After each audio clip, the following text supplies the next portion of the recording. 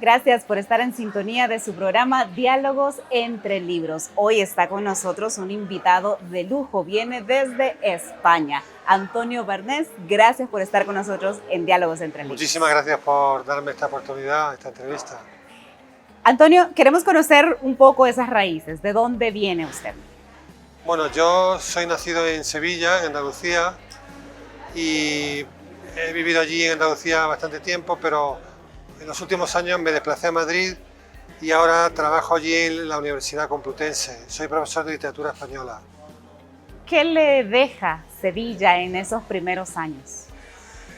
Sevilla, pues es difícil quizás saberlo, pero bueno, es una ciudad con mucha luz, con un río así más o menos grande, con algunos parques, en fin, es la ciudad también donde he vivido con mis padres, o sea que eso también es importante, ¿no? Es un referente importante para mí. Claro. Y hago referencia un poco a la historia y precisamente ustedes mencionaban hoy en esta exposición que han tenido sobre humanismo y tecnología. Y hablaba o menciona usted que no podemos partir de la nada o no debemos hacerlo. Exactamente. Por eso lo mismo que para conocer a una persona, esa pregunta de sus orígenes es muy importante para conocerla, pues lo mismo también en nuestra cultura. Debemos conocer el pasado, no para quedarnos en él, pero sí para saber de dónde venimos y para ir hacia el futuro, pero con ese bagaje de cosas. Todas las épocas tienen cosas positivas y cosas negativas, pero no se puede, digamos, por ejemplo, cancelar toda una época pasada pensando que todo fue malo, ¿no? Entonces eso es muy bueno. Somos personas con historia. El ser humano tiene historia. Claro, y en este recorrido donde la humanidad cada vez está más tecnificada, más utilizando la tecnología o dependiendo de ella, ¿cómo se ha repensado esto del humanismo cuando pareciera que nos estamos deshumanizando? Sí, la verdad que vivimos un momento muy especial porque yo creo que Internet ha supuesto y está suponiendo una revolución tremenda, al nivel de la imprenta o más todavía. Y todo lo que eso conlleva, como por ejemplo ahora la inteligencia artificial. Entonces, al principio de los grandes cambios es un momento de cierto desconcierto, donde es difícil saber cómo manejarlos. Pero yo creo que conviene pensarlos.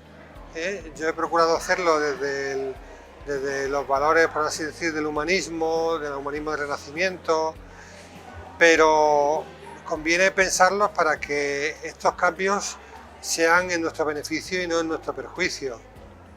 ¿Y cómo pintar esa raya, digamos? ¿Cómo hacer esa división entre esto lo utilizo para mi bienestar y no porque estamos generándonos incluso unos niveles de ansiedad por estar con el teléfono y estar en nuestras redes y eso nos está consumiendo mucho de lo que somos? Sí, es verdad. En realidad hace falta ser moderado en cualquier actividad humana y en esta también.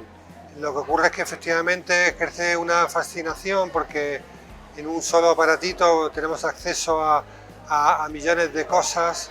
Hay que aprender a usarlas con moderación, ¿no? Por eso yo creo que los colegios, las escuelas deben ser un ámbito en el que aprendamos a manejarlas, de manera que sea como un paréntesis en nuestra actividad diaria, donde aprendemos a estar como más desprendidos de esos dispositivos, a utilizar más la cabeza. Por eso en muchos sitios se está, digamos, hablando de que en las escuelas pues los niños o los jóvenes pues no tengan el móvil en clase o incluso no lo tengan en el recreo. Bueno, es algo que hay que saber manejar, pero yo creo que el instrumento fundamental que tenemos es la educación. Y siendo usted escritor, ¿qué tanto está en ambas plataformas, tanto en físico como en lo virtual? Bueno, la verdad es que yo he escrito un libro que se titula Elogio del libro de papel. O sea que yo elogio el libro de papel, pero al mismo tiempo yo utilizo también libros digitales y yo estoy en las redes sociales, no soy muy activo, pero estoy en Facebook, en el antiguo Twitter o en en Instagram, aunque muy poco, o en LinkedIn. Entonces, yo creo que las cosas con moderación pueden tener su interés, ¿no? El problema es cuando uno vive como demasiado focalizado. Yo creo que el principal antídoto, podríamos decir, es la lectura. A mí me encanta leer, entonces procuro todos los días dedicar un tiempo a leer. Entonces, ese tiempo de lectura, de alguna manera, hace que el resto de cuestiones internauticas se modere un poco, ¿no? Claro, claro. Y en este construir de estas sociedades donde la lectura todavía es una tarea pendiente a nivel mundial, porque si bien es cierto, habemos personas que tenemos contacto con los libros, que leemos de vez en cuando, pero debería ser una práctica más constante, leer más, investigar más. ¿Cómo vamos promoviendo esto como humanos? ¿Cómo podemos promoverlo? Bueno, hay fundaciones, asociaciones y personas que lo promueven, ¿no? Yo creo que el primer ámbito educativo es la familia, ¿no? Y el segundo es la escuela. Entonces, bueno, hay personas que en su propia familia han aprendido ese amor a los libros, pero también hay que tener en cuenta que hay familias que a lo mejor no poseen ningún libro y no poseen... Bueno, entonces ahí entra la escuela, ¿no? Yo creo que es muy importante desde la educación primaria y luego la secundaria, ayudar a los niños y a los jóvenes a conocer los libros, a amarlos, a leerlos. Por lo menos mi amor por los libros deriva de esas dos vías, la vía familiar y la vía de la escuela. ¿Se acuerda todavía de cuál fue ese primer libro que sostuvo? Pues la verdad es que, claro, yo creo que yo empecé leyendo cómics o tebeos, ¿no? Y luego leí unos libros que alternaban texto impreso con imágenes como de viñetas. Eran de una colección que se llamaba Historia Selección y donde había autores muy consagrados, ¿no? Como Julio Verne o Emilio Salgari, y creo que eso estuvo muy bien porque ayudó a hacer la transición entre el cómic y el libro, porque ese libro contenía de vez en cuando viñetas. Entonces creo que ese era un buen instrumento. ¿Y en algún momento se imaginó usted ser escritor en un futuro al leer? Pues ser escritor no, pero sí me gustaba de vez en cuando escribir cosas. Y ya con 14 años decidí dedicarme a estudiar literatura, filología, demasiado pronto quizá. Sí, pero, bastante joven. O sea, digamos que yo estoy como muy marcado hacia el mundo de las letras desde pequeño. Y no porque nadie me obligara no, yo solo, descubriendo las asignaturas de lengua, las asignaturas de literatura, enseguida me capturaron, ¿no? ¿Y se ha centrado en la lengua española o ha hecho otros estudios también? Bueno, en realidad yo soy filólogo clásico, o sea, yo estudié latín y griego en la universidad. Lo que ocurre es que luego más tarde hice la tesis sobre Cervantes y entonces eso ya fue como mi puerta de entrada al mundo de la literatura española, porque yo, por mi formación, soy más bien de latín y de griego, pero me gusta mucho la literatura española también. El latín me fascinó, es una especie de jeroglífico que hay que desentrañar y luego también el griego, pero bueno, siempre he estudiado literatura española también en la carrera y todo eso y para mí no es algo extraño. ¿Qué tanto se vuelve una carrera criticada de repente por otros, donde volvemos al tema del humanismo y la tecnología, ¿no? Donde parece que es el ingeniero el que resalta en esta vida y sin embargo entrar a una carrera como la filología e incluso la literatura, ¿no? ¿Cómo fue en su caso?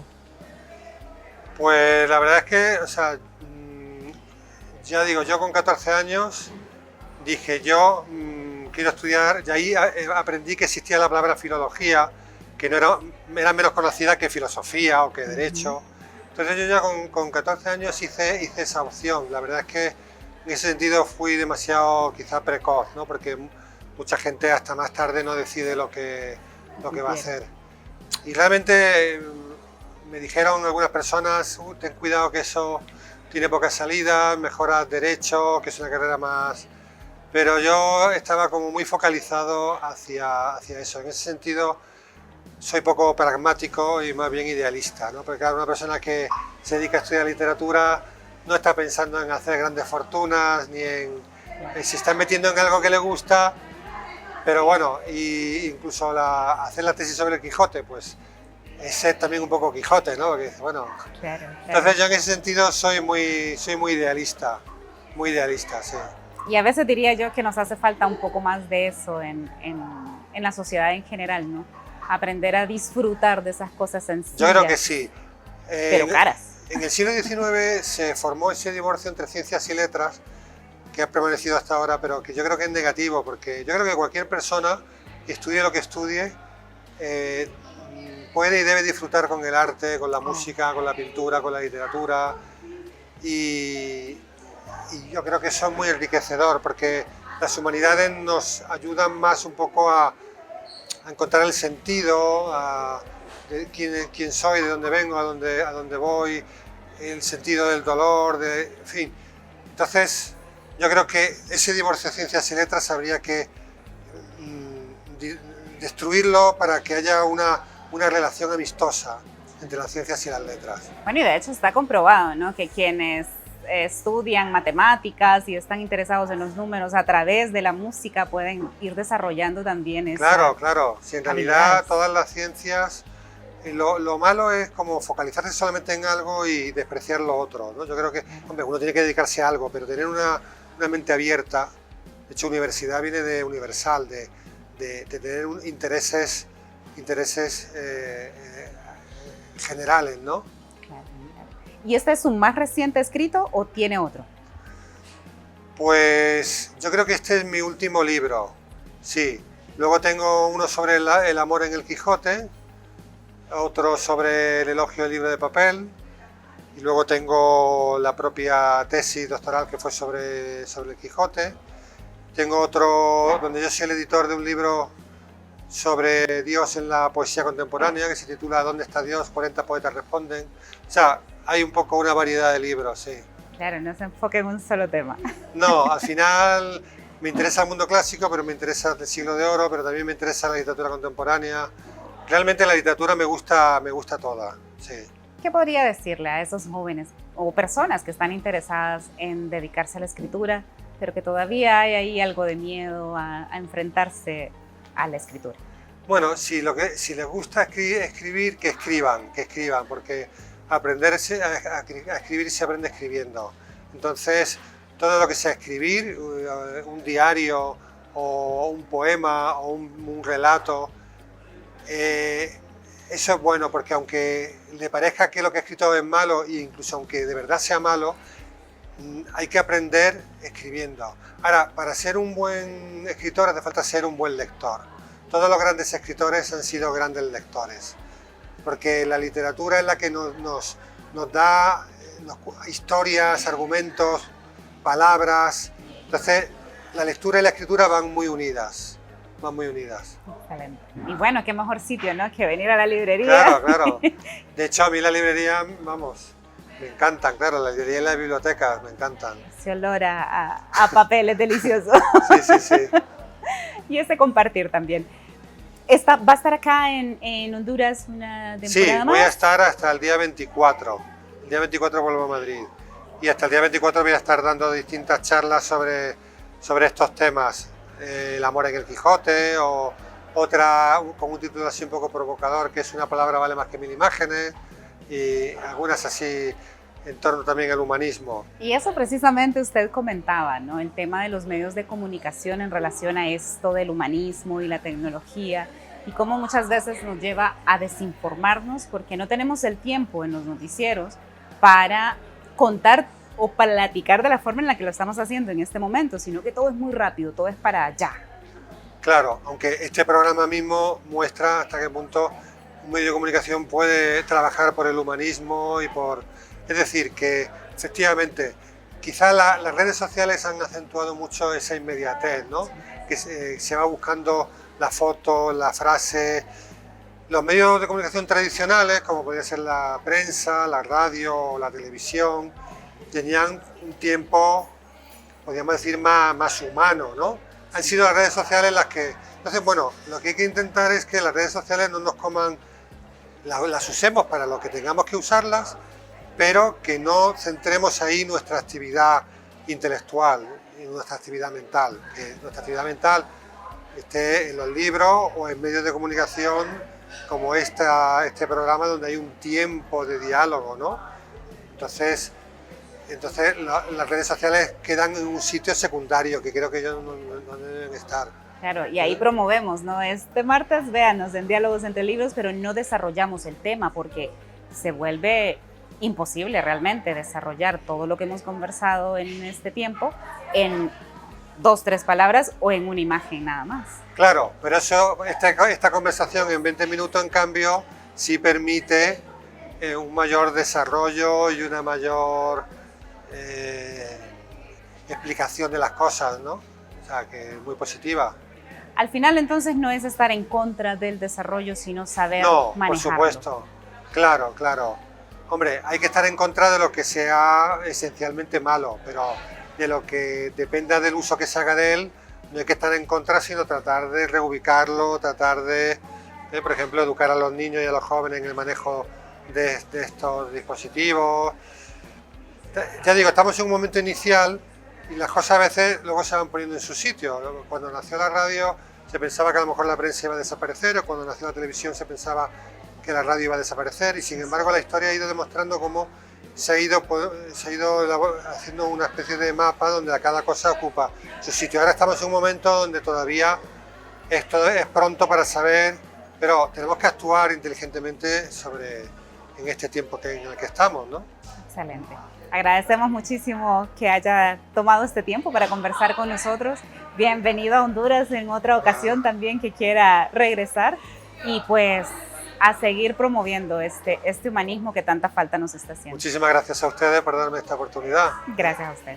Y a ustedes les invitamos ahora a ver esta recomendación de un libro que nos tiene algún estudiante de la ciudad universitaria para conocer más sobre literatura. Veamos.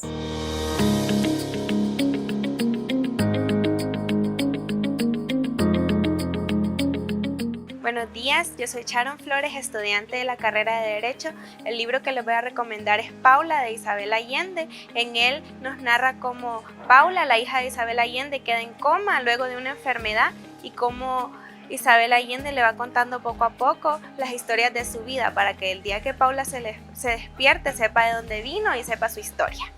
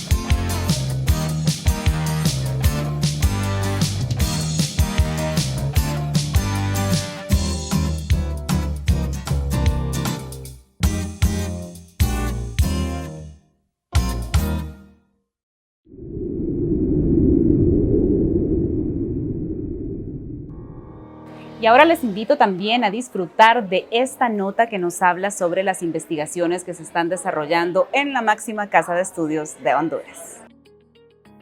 Como parte de los cambios que se viven en la Universidad Nacional Autónoma de Honduras, UNA, se reactivan las becas de investigación y se habilitan fondos concursables que vienen a dinamizar la actividad investigativa. Tal es el caso de la coordinadora académica de la Maestría en Literatura Centroamericana. Hemos recibido por parte de la Dirección de Investigación Científica, Humanística y Tecnológica de la UNA una beca sustantiva que nos permite estudiar la obra plástica del pintor garífuna Cruz Bermúdez. El pintor Cruz Bermúdez es originario del municipio de Tela, en el departamento de Atlántida, y dedica su arte a la cultura garífuna, resaltando a los hombres y mujeres que honran este legado cultural y étnico. Esta beca es muy significativa porque nos permite, como universidad, comunidad universitaria, poder conocer la obra de este pintor, resaltar los valores de la cultura garífuna que en ella se representan y también como un bien común, ¿verdad?, poder tener de forma accesible lo que es este conjunto de pinturas. La Dirección de Investigación Científica de la UNA, en lo que va del año, asignó más de 14 millones de lempiras a proyectos de investigación que vienen a fortalecer el quehacer académico, dijo el titular de esta dependencia. Esto es todo por hoy en Diálogos entre Libros. Muchísimas gracias por su atención. Les invitamos en la próxima edición.